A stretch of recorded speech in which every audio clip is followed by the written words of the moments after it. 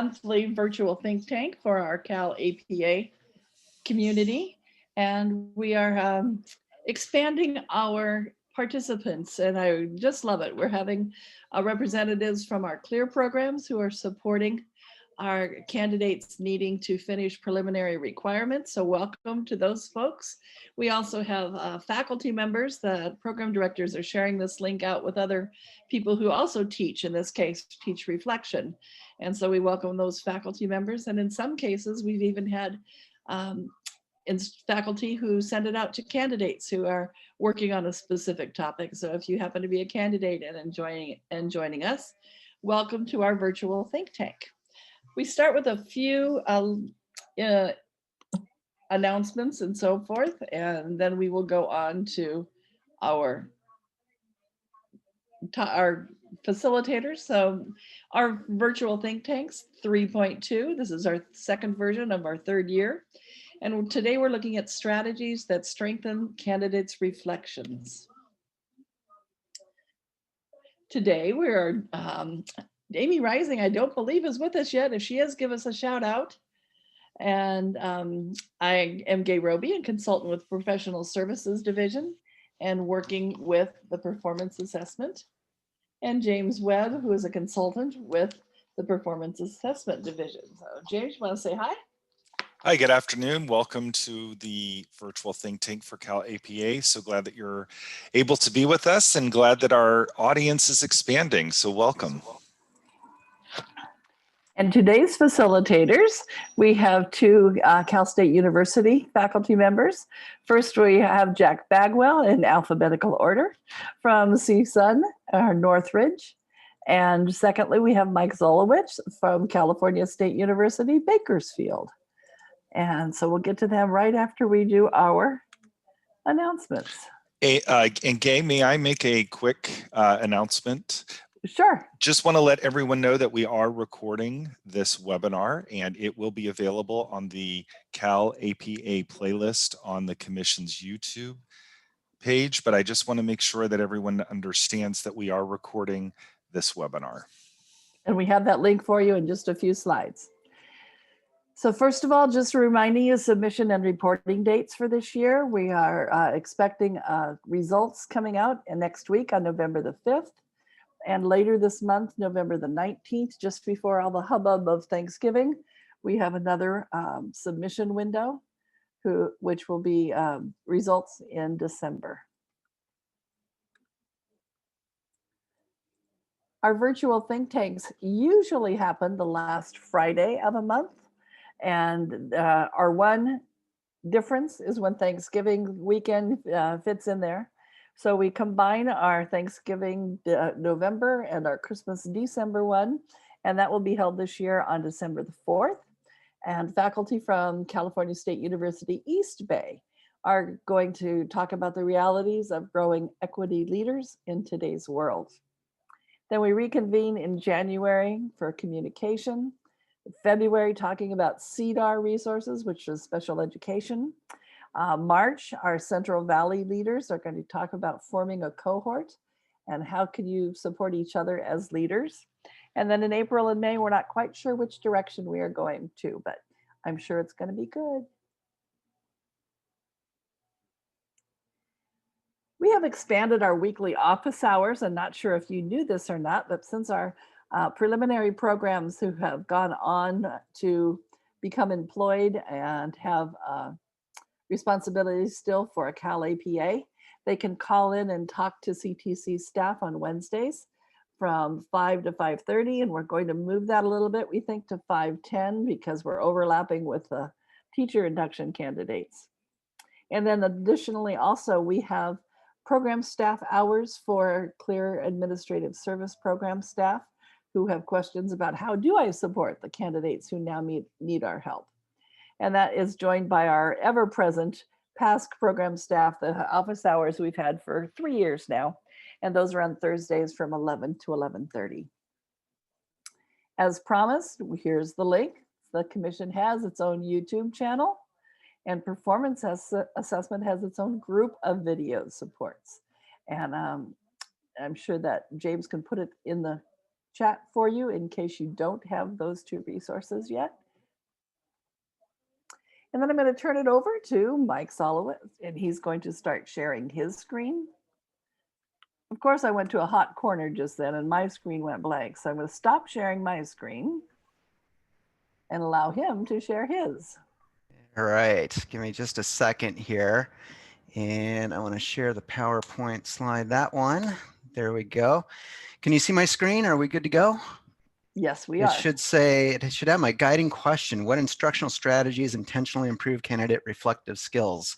So we're good to see that? All right, looks like a lot of people have turned off their cameras, which is just fine. But thanks for being here today, and I'm really honored actually to be able to make this presentation. I've been pretty interested in reflective skills for a long time, both professionally in my practice when I was a high school principal and assistant principal, and then certainly now as a professor at Cal State Bakersfield. In fact, the deep thinking aspect of this is one of the reasons that I really like being at the university as opposed to being in the front office of a high school anymore. Don't have a whole lot of opportunity to think deeply, you know, in the principal's office, but it certainly is a skill that should be cultivated, and I think with the development of the discipline, maybe we can see some better practice coming out of our programs in our future leaders. All right, so I'd like to start with a guiding question that's on the screen in front of you. You've had a chance to take a look at that, so let me move on. And I want to talk first for a few minutes about kind of my journey in arriving where I'm at with our program. And then I'm going to share several specific strategies that I use in our program to cultivate the discipline and practice of reflective thinking. Some of those strategies are really kind of program based, and some of them are very intentionally and deliberately tightly aligned with the CalAPA. But whether they're program based or intentionally aligned with the CalAPA, they all kind of build on each other. I think that you'll see as we go through this. But I want to start by talking a little bit about my journey, which will kind of show you a little bit of my philosophy heading into this. And the first thing that I did is I took a look at the CalAPA step 4. All 3 of the cycles have step 4 is the reflective practices. There's also maybe arguably a little bit of reflection involved in some of the other rubrics. I think 1.7, there are some elements in 1.7 that kind of get to reflection a little bit as well. But really it's that step 4, rubric 1.8, and then rubrics 1.7 in cycles 2 and 3. So I took a careful look at those, and there are certain words that really stood out to me. And those are on your screen in front of you. You know, I saw a lot of talk about leadership. Equity is a significant theme through the whole CalAPA and certainly reflected in the reflective steps. And also evidence stood out to me. And I think the reason that these words really kind of stood out to me is because as I look at our candidates' reflective skills, and I use skills loosely when they arrive in our program, a lot of what I see are things along the lines of, you know, I thought I did some good data analysis and I'm really wonderful. And I talked to my principal and my principal said I'm really wonderful. So I'm great. Yay, me, go. You know, and at least they're reflecting a little bit, but there's not a lot of substance there. It's a lot of opinion. It's a lot of feeling, which is not to be dismissed, but it's incomplete in terms of what the CalAPA is expecting as well. And then another kind of philosophical underpinning that I have with this is I actually really like the CalAPA in terms of the rubrics and in terms of the expectations. As we've attended training sessions like this one and other workshops over the last couple of years, there's been talk about using the CalAPA as curriculum, not just as an assessment, but as curriculum. And I think in terms of identifying the discrete skills and knowledge that's needed in a leadership capacity, the CalAPA does a great job. So all that to say, I've really bought into the CalAPA as an assessment, but more so even as a curriculum, and that reflects my approach to this as well. So let me hit the next slide here. So starting from this basic identification that the CalAPA and its reflective practices require certain things, and that my students, what I was seeing, don't really have any awareness really of those expectations. I thought, how can I go about developing this a little bit? And so being a professor and having some additional time for some deep thinking, I did what professors do. I went on to Google Scholar and I looked up writing and equity and reflective practices and such. And I found there's a whole genre of literature about reflexive writing. And so I've put a couple of those references here in front of you. And there are a few things that stand out to me about this. Like the Kleinsasser article, it talks about critical self-reflection. Okay, so the feelings that I was already talking about that I'm seeing with our students, or my students anyway, kind of is self-reflection. You know, it might not be critical in the sense of academic critical, but you know, there's self-reflection going on there. But there's also this issue of self-reflection in relation to the system. So when you look at, say, CalAPA 1.8, it talks about the role of equity leadership, and this kind of gets to that idea. It's not just about your feelings about what you're doing, but what are your thoughts about how what you're doing is impacting the system that you're in, whether it's a community of practice you're leading, or your school, or your district, or the state, or whatever. But it's not just about yourself, it's about yourself in relation to others that you are attempting to lead, or to use CalAPA language, co-facilitate. And then in the second reference I've given you, the word that really stood out to me there is ethical. So ethical, I see as synonymous or analogous to equitable. Equity is an ethical value that the CalAPA brings to this. And we're really interested in the CalAPA about developing this equity-driven leadership. And so this gets to the idea that the reflection is not just the feelings about the self, but also feelings, how the self relates to the group or organization, but also how that self and the organization is moving towards a more ethical, or in our case, equitable situation. And so those three elements I've really kind of, in my thinking, narrowed down to three kind of essential elements of a reflection. Again, this is my thinking, but it informs my teaching and some of the strategies that I'm going to share here in just a moment. So I see a solid reflection, both in academic terms, but also in practice terms. And again, I'm drawing not just on my experience as a professor working with candidates, but also in my own practice, you know, as a former high school administrator, that reflection should really start with relation to self. And so this is where the ideas of like, well, I feel great about this is fine. You know, it's not to be diminished. The feelings aren't to be diminished. In fact, those intuitive feelings can be very, very important in informing the equitable leadership practice. So the candidate should start with thinking about the relationship to themselves, but they also need to think about the relationship to the group.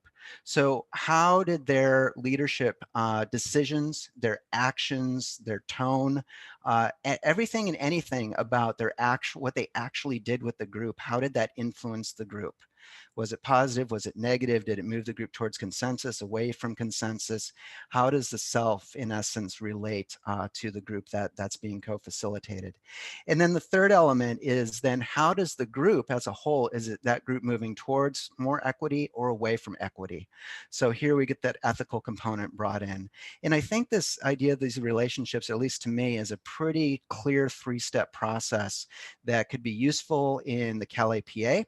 As candidates practice the discipline of reflecting on these three elements, but also in practice as well. It's fairly easy to remember moving on to practice. What do I feel about myself? How do I feel about myself in the group? How do I feel about the group relating to the goal of greater equity?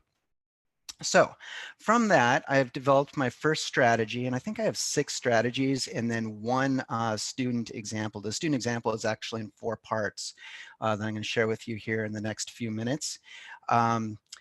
So strategy one is, I'm calling it instructor created journal prompts. So I sat down and I created my own journal prompts. And just to give a little context here, I have different types of writing involved in my classes.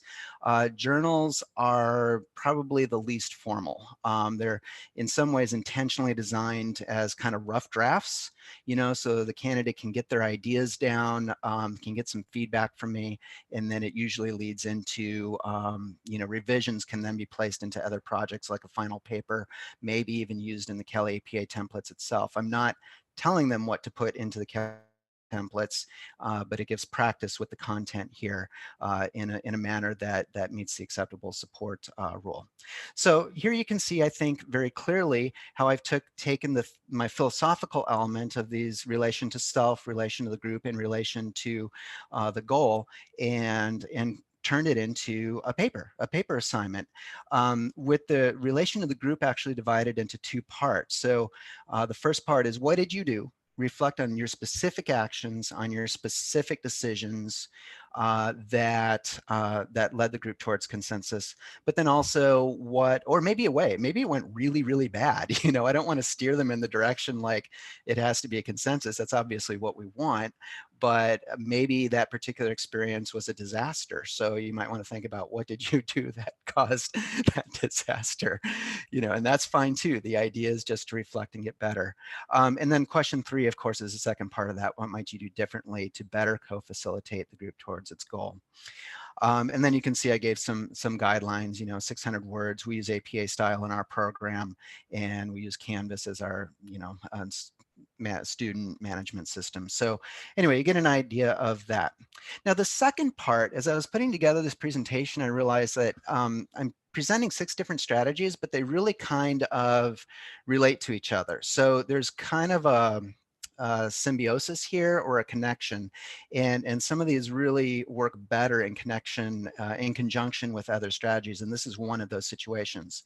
So about a month into our program or so, this year I had students do a simulated community of practice, and you can see the directions that I provided to them there on your screen. But I want to talk a little bit about how this came about. So last year was the first year that I supervised our field experience for our program. And I discovered that our candidates were really good at showing up to class, and they were really good at writing papers when I was the only one who's going to read them. But when it actually came time to start cycle 2 and actually get a community of practice of their colleagues together, it's like everything started to fall apart, and they weren't doing it. There were massive challenges, and I kind of reflected on that myself, like, what can I do better to help prepare them better for this? And I decided that that we might have imposter syndrome kind of running through the program. You know, it's one thing when you're just showing up to class, it's another when you actually have to be a leader in front of people you actually work with, and that leads to questions of, who am I? Can I actually do this? You know, and all this insecurity.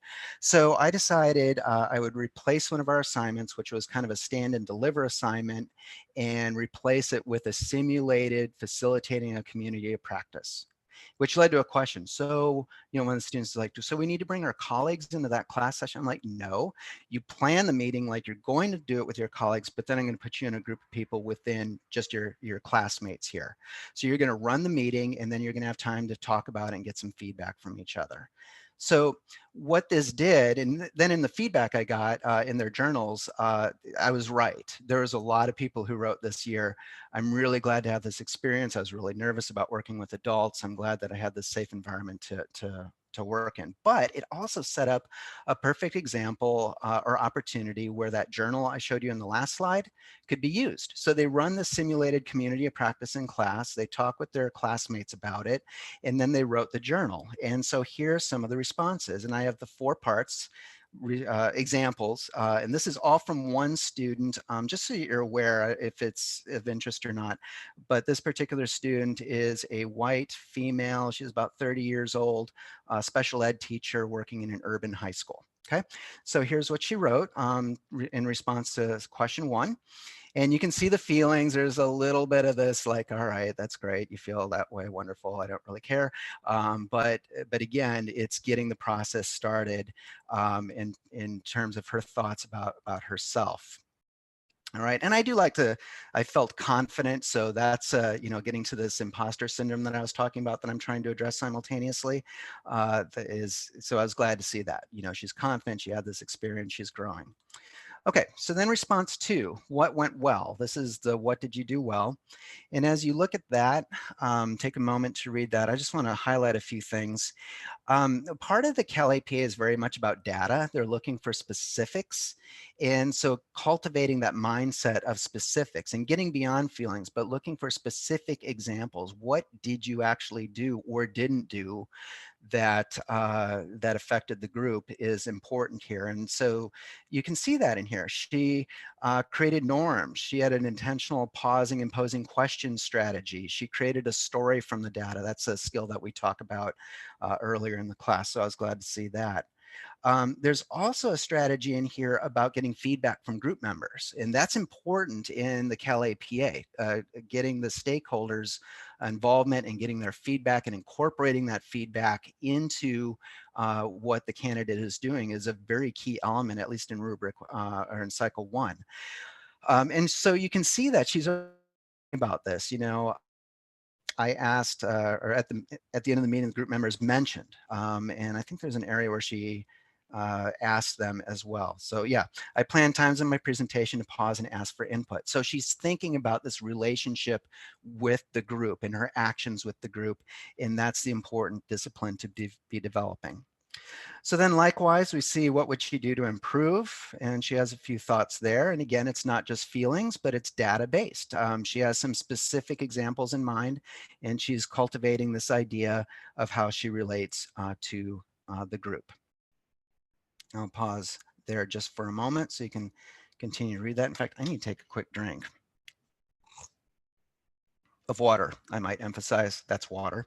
So moving on. Here's the last of the 4 parts. Now, admittedly, in this particular simulation, this is probably where the simulation is the weakest part of the simulation because, you know, it's a friendly environment. Of course, the group is going to move towards the equity and the, you know, the goal that they're trying to do because they're all classmates together. But still, you can see some thoughts. And I really like this line at the end. Not simply agreeing to speed up at the end of the meeting and are agreeing because they actually think it's the correct way forward. That's a very real risk, you know, and the fact that she's even at this early stage showing an awareness of this is what my group members might be thinking about as we move toward or away from equity, hopefully toward. I thought that was a pretty significant reflection about her relationship with the group and the group's relationship with its ultimate goal, you know, and that some people may say they agree, but they just are checking their watch because they want to get out of there. And having that leadership awareness, I think, was significant. Okay, I am starting to run out of time. So let me get to these remaining strategies rather quickly. So earlier, up to this point, this has all been kind of instructor designed activities. Now I'm moving it more closely to the CalAPA. So again, I've always kept in mind, I'm actually kind of afraid of the CalAPA acceptable support rule. I don't want to run afoul of it, but in our training, 2 things have stood out to me. We can use the rubrics and we can ask questions. And those 2 guiding principles really impact kind of the rest of this presentation. So here I have very deliberately taken one of the essential questions from a rubric and ask that as a journal writing. Okay, so now this is again a step towards the actual CalAPA, and I think this is from Journal Rubric 1.8. So again, you can go to that rubric and you can see this question. I've modified it just slightly, and they write that in a journal. I do want to mention real quickly here, I think Jack will talk about the rubrics more, so I'll hit on it just briefly. But this is actually the Rubric 1.8, and 2 points I want to make about these rubrics is they are analytic rubrics. They are not like, well, I kind of feel like it's good that you know, I like this candidate, so I'm going to move them up the scale. The candidate has to hit all of the points in order to meet that level of the rubric. And it starts in level 3. So you want to start looking at level 3, and you can see there's a lot in level 3 that the candidate has to hit to get a level 3. And if the candidate doesn't hit all of those elements in their response to level 3, they're going to move down to a 2 and then possibly to a 1. but if they do hit all the level 3, then they can move up to a 4. And if they hit everything in 4, then they can possibly move into a 5. So how these rubrics are used is pretty important, and we need to I think need to intentionally teach our students how to use this. The other important thing to note is the word and, like here, candidate reflects on, summarizes, and analyzes. Okay, so that's 3 things, and there's the word and in there. So the candidate, just in the first 3 lines of level 3, has 3 things they have to do in order to get a level 3, much less than moving on to describes ways in which they sought stakeholder feedback and why seeking feedback. So you can see rubric 1.8 is a bit of a beast. And I think Jack's looking at the clock saying, don't go over time, Mike. You're cutting into my time. So I'll wrap this up here pretty quickly. So one of the other elements that was really kind of a linchpin for our program is earlier I was doing a lot more assignments that were instructor based and not so much CalAPA based. And I got some feedback from the students where they thought my stuff was busy work. Like, why do we have to do all this busy work for you when the CalAPA is the real thing? Well, the reason I was doing that is because I could provide more targeted feedback on the busy work, because again, I don't want to run afoul of that acceptable support policy. However, keep in mind, we are allowed to ask questions and we are allowed to use the rubrics. So I took our rubrics and I converted them into what I call critical questions. And you can see some examples of those on the screen in front of you. The idea here is that a candidate will write a journal. One of the journal prompts that I gave before, it's tied in with a specific rubric, let's say rubric 1.8. I've taken rubric 1.8 and I've broken each part, every time it says and, I've put each of those into a specific question. And those questions are really kind of like yes, no questions. Can you show me where you described? It's either there or it isn't. So now I can just plug that question into the candidate feedback. I'm not telling them what to write, but I am kind of suggesting that maybe, me reading it here as their professor at CSUB in the Central Valley, maybe is not understanding or not seeing what's there. So it's a way of providing some targeted feedback to guide, kind of inform their writing and inform whether they've met the elements or not, which brings us back to the original part of my presentation, developing that discipline of here's the expectation, here's kind of the format, here are the expectations, and developing that discipline through all of the processes I think is very important. It's developing that mindset that I think is critical. And with that, I will give you a few references, and I am going to stop my screen share and turn it over to Jack. We do have a few minutes while we're changing speakers. If you have a question that you would like to pose for Mike, you can either open your mic and say your name, or you can put it into the chat. Just take a few minutes. We'll also have a bigger time for questions at the end. Mike, I had one when you said your first screen when it talked about the need for self-reflection. And I wondered if you're seeing a pattern of less blaming, for lack of a better term, and more responsibility taking. We see so many of the first ones that came in and said, well, it didn't work because they did this and she wasn't doing that. And giving them this practice and this time to understand, do you see them taking more responsibility for their own actions and learnings? I would say yes. I didn't really see a whole lot of blaming in my program, but I hit very early on the idea of the right question to ask is what can we as a school do, not who do we blame. So this gets to that issue of bias very, very easily. And we talk about that fairly extensively, very right up front within the class. So I've not seen too much of the blaming, but on the other hand, what I haven't seen is the discipline of effective reflexive reflection. Again, they don't know. They come in and a reflection of them is like writing in a diary when they were in junior high, which is fine. That's actually incorporated into what are your feelings about this, but it's far from incomplete for what I think is an effective reflective practice, both for the CalAPA and for their future practice as administrators. Thank you. I'm seeing some questions here. You know what? I'm going to put my email in the chat. So if you want to email me for, I guess, the power slide or just the references or whatever, you're welcome to do that.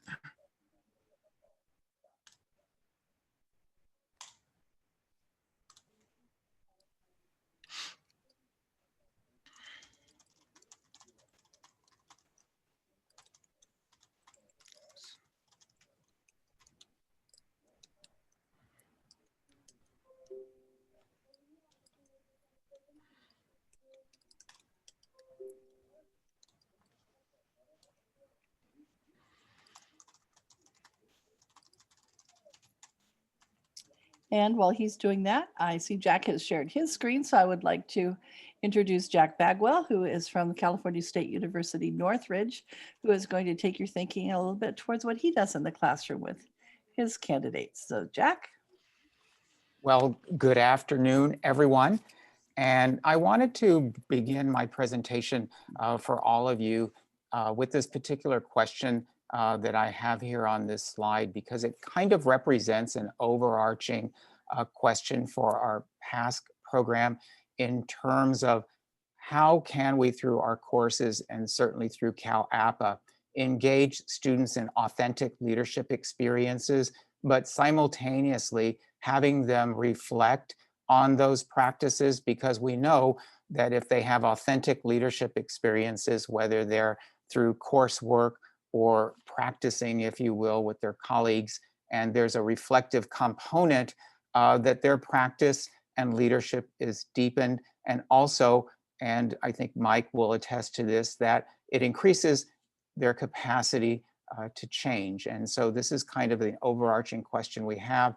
And today's presentation will come back to trying to support candidates authentically with reflection to deepen their practice. So let me see here. So reflection and leadership preparation. One of the things that we try to do is to frame the message to candidates. In a sense, this is the rationale or the why for the placement, if you will, of written reflection in our program, because we realize that students need to understand that growth in learning and practice occurs through intentional reflection. And so the other thing that we need to be mindful of in our program is that we do have adjunct professors who are teaching in our program as well. And we do have adjunct professors who have been trained in the cycles for the CalAPA. But we definitely want to make sure that the professors are intentional in structuring those learning opportunities for students. And we also find that reflection builds self-confidence, because they're still emerging leaders and they're wrestling with these concepts and the ideas and applying skills, and hopefully in an authentic situation. But again, helping them to understand that builds their self-confidence. And also, we are beginning to find that candidates are able to reflect, but they're connecting the reflections back to core values and beliefs about equity-driven leadership. If you're looking at cycle 1 or cycle 2, the process of co-facilitation, and in cycle 3, looking at supporting teacher growth through a coaching model. And again, they're able to apply theory and practice to their situation. And just a little bit of a challenge, I think, for us at Northridge is that each of the 3 CalAPA cycles are embedded in 3 separate courses. And so our challenge is we want to make sure that there's a connection between the materials and resources in our courses in which those CalAPA cycles are embedded. And we feel that the written reflection is an important part of that. And so for us, we really do begin with the end in mind in terms of going to step 4 of each cycle and helping to help the candidate to understand perhaps the bigger picture of this is a process that you're going to engage in when you complete cycle 1, cycle 2, and cycle 3. It's going to afford you an opportunity to reflect on practice, but we want you to reflect on practice that's been built through authentic experiences. And we also want to be mindful of the fact that we're focusing on specific practices that you will benchmark against a rubric that is analytic in nature, and also that we want them to understand that during this process of completing the cycle, there will be positive growth moving forward as equity-driven leaders. So again, starting with the end in mind. Let's see here. Now, something I do that I've found to be helpful for students, I think just like Mike, many of our students or candidates come to us and they really never reflected about much. They've never reflected about their practice as teachers, and they certainly have had limited experience about reflection overall as a leader. So what I try to do is, this is one strategy in opening the class with a reflection and discussion. So you can see this was an example of the very first opening class I had this semester, and it was connected to cycle 1. And the reflective question was, as an emerging school leader, you have a unique way of thinking about leadership. And then really the prompt was for me to have an understanding, what do they think about equity-driven leadership and what it means to them? So in a sense, this was a formative assessment for me of the students and their thinking. So with these general class opening prompts, I give them 5 to 7 minutes to just free think about the prompt. And then I put them in pairs or triads, and Zoom will allow you to pre-assign students. So if you feel that you want students to have experiences with people that are not necessarily random, it allows you to do that. And so then they have an opportunity to discuss their reflections. And then we always have an opportunity to have a group discussion and kind of, in this particular situation, chart, if you will, what that equity-driven leadership meant to each of the students so they could see big picture-wise. So I always try to open the class with a very simple reflection and discussion. And the challenge for me and some of the other professors is, because the CalAPA is embedded into a course, you want to make connections between what you're covering with the content in the course and also the authentic application through CalAPA. So, oh, oops. I think I need to go back. Sorry about that, folks. I'm a really strong proponent of models, especially for people coming into a learning situation in which they might not know how to approach writing a prompt, but we're also wanting them to take away skills that will enable them to apply written reflection when they're out in the field as new leaders. So perhaps some of you might find that this initial model for written reflection would be helpful, in which candidates are asked to describe, they're asked to analyze, and they're asked to think about an outcome or an action. So you can see that there are several questions that I thought about in terms of describing. Let's say they were going to write about a particular concept, idea, or theory. And then the analysis piece is, again, tying it in hopefully to something that they have learned through the course or that they've learned through the work that we engaged around in CalAPA. And finally, the importance of having reflection around an outcome or an action in terms of how does this apply to me now and how will it apply to me in the future. So again, having these kind of 3 headers as an initial introduction or model at the beginning of the semester for students, just to get them to a place where they feel comfortable with beginning to do reflective writing.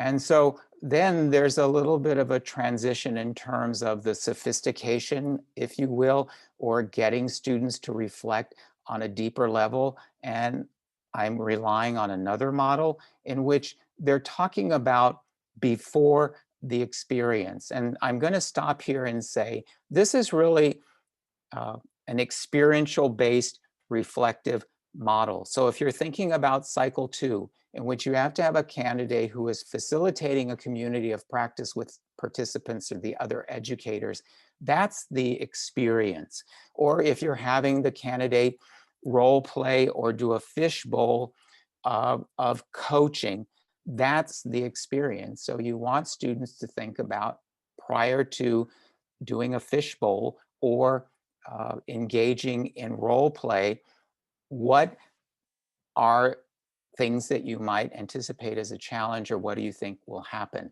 When they engage in the experience, let's say co-facilitation or coaching, they'll step back after that experience and write about that experience. And then finally, again, the application or the outcome, a little bit more sophisticated and structured and in depth. And as you can see, these are some of the guiding questions I had these students reflect upon. And finally, to get the students to a level where they're a little bit more analytical in their reflection, and perhaps at the deepest level, is to look at this particular model in which they are describing a situation. It can be experiential or not. But then the sophistication, and I think the rigor, if you will, is they're asked to interpret, evaluate, and think about a future application. And so these are some questions that I have students think about as they're beginning to write a written reflection on some work that they have done around the cycle, or the cycle connected to content and resource materials in the class.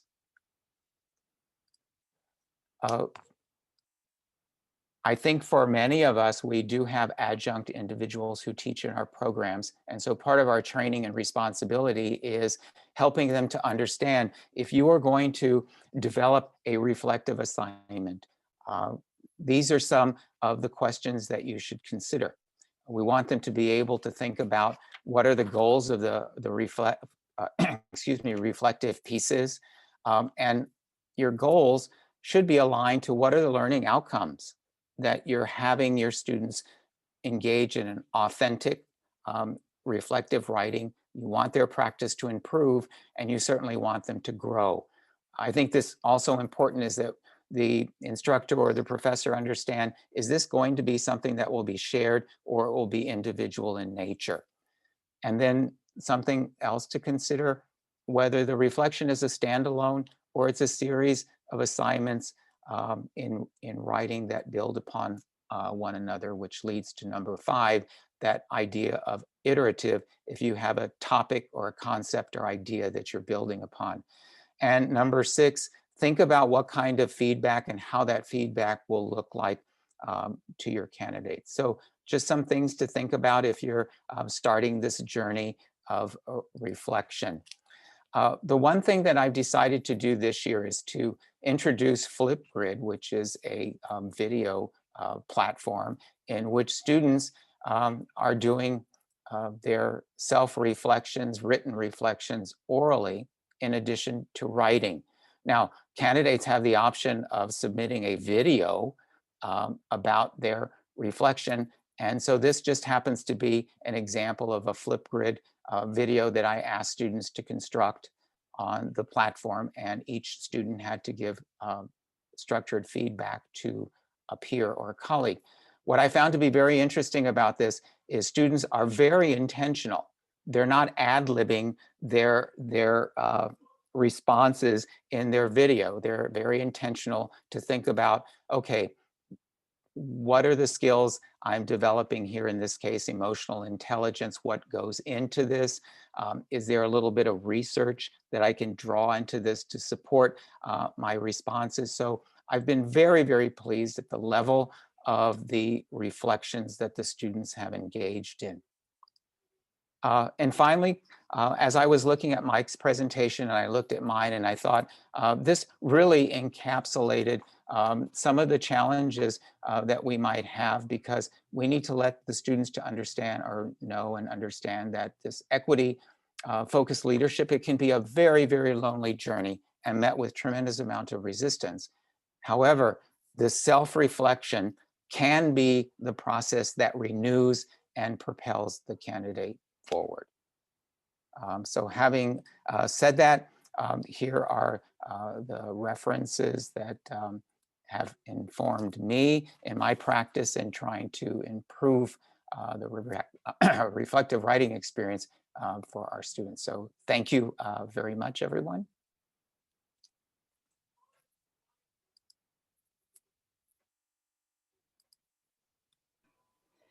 Thank you to both Mike and to Jack for sharing your thoughts on reflective practice. I see these being very, very helpful for a variety of instructional faculty. And I will go back to sharing my screen and just open up the mic for questions. Oh, Gay, excuse me. Comments? Can I say something for a second? Absolutely. What I will do is that if some of you are interested in doing fishbowl or I'm drawing a mind blank, role playing through Zoom, it's an easy thing to structure. So I'm going to put a link so that everybody that's interested in doing that kind of simulation role play fishbowl, you can walk through the steps and do it on Zoom. So I'm just going to put it in the chat window. There we go. Oh, actually, I sent it to James. So James, if you could just send it out to everyone, thanks.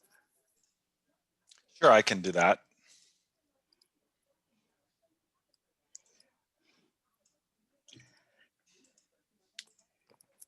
If I can go back a slide, now it's not going to let me go back. Okay, so it's in the chat from me to everyone, from Jack, what he was referring to with regard to the fishbowl.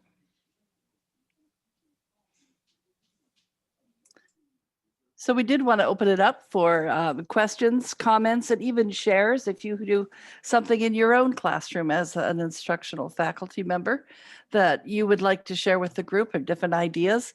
We have more than just a few minutes, so enough to start an open discussion and enjoy a good conversation. So you have two ways to share with us. You can put a question or a comment in the chat, or you can unmute yourself and state who you are and share with us.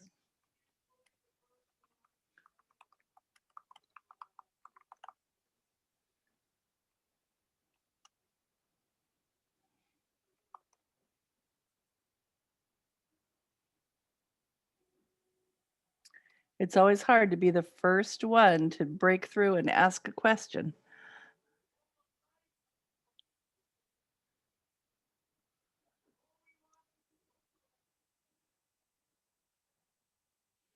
While you're thinking, I can answer the easy one that's in the chat is, will these be available to you? This is part of the series that we post at the end of each month so that you can reference the presentation. And we have a bit.ly link that James has posted previously. And in case they came in late, James, if you'd repost the bit.ly for where our websites are on YouTube, it would be Sure, very I'll helpful. do that right now. And surely you have someone out there who's also thought about reflection and might share with us.